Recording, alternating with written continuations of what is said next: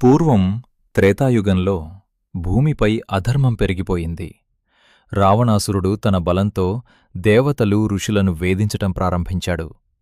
అప్పుడు దేవతల ప్రార్థనతో శ్రీమహావిష్ణువు భూమిపై అవతరించాలని నిర్ణయించుకున్నాడు. అయోధ్య అనే మహానగరాన్ని ఇక్ష్వాకు వంశానికి చెందిన దశరథ మహారాజు పాలించేవాడు. ఆయనకు 3 భార్యలు: కౌసల్య, కైకేయి, సుమిత్ర. చాలాకాలం వారికి సంతానం లేకపోవడంతో దశరథుడు పుత్రకామేష్టి యాగం చేశాడు. ఆ తరువాత 4 మంది కుమారులు జన్మించారు. కౌసల్యకు శ్రీరాముడు, కైకేయికి భరతుడు, సుమిత్రకు లక్ష్మణుడు, శత్రుఘ్నుడు జన్మించారు. 4 అన్నదమ్ములు ఎంతో ప్రేమగా పెరిగారు. అందులో లక్ష్మణుడు ఎప్పుడూ రాముడి వెంటనే ఉండేవాడు.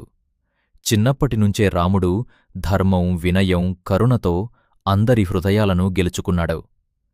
వశిష్ఠ మహర్షి వద్ద విద్యలు నేర్చుకున్న రాముడు తరువాత విశ్వామిత్ర మహర్షితో కలిసి అడవులకు వెళ్లి రాక్షసులను సంహరించాడు.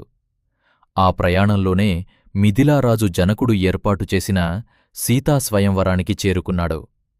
అక్కడ శివధనస్సును విరిచి సీతాదేవిని వివాహం చేసుకున్నాడు. కాలం గడిచింది. దశరథుడు రాముడికి పట్టాభిషేకం చెయ్యాలని నిర్ణయించాడు. అయోధ్య మొత్తం సంబరాల్లో మునిగిపోయింది. కాని అప్పుడే రాజమందిరంలో ఒక పెద్ద మార్పు జరిగింది. ఒకప్పుడు యుద్ధంలో దశరథుడి ప్రాణాలను కాపాడిన కైకేయికి ఆయన 2 వరాలిస్తానని మాటిచ్చాడు. ఆ మాటను గుర్తుచేసిన మంథర అనే దాసి, భరతుడు రాజవ్వాలి, రాముడు అడవికి వెళ్ళాలి అని కైకేయి మనసులో విషం నింపింది. ఆ మాటలు నమ్మిన కైకేయి దశరథుణ్ణి తన 2 వరాలడిగింది. మొదటిది భరతుడికి పట్టాభిషేకం, రెండవది రాముడికి 14 సంవత్సరాల వనవాసం. ఆ మాట విన్న దశరథుడు తీవ్ర దుఃఖంలో మునిగిపోయాడు. కాని తండ్రి ఇచ్చిన మాటను కాపాడేందుకు రాముడు ఒక్క క్షణం కూడా ఆలోచించలేదు. సీతా లక్ష్మణులతో కలిసి రాజభవనాన్ని విడిచి అడవులకు బయల్దేరాడు. అడవుల్లో ఎన్నో ఋషులను రక్షిస్తూ జీవించాడు రాముడు. కాని ఒకరోజు రావణుడి కుట్ర అన్నింటినీ మార్చేసింది.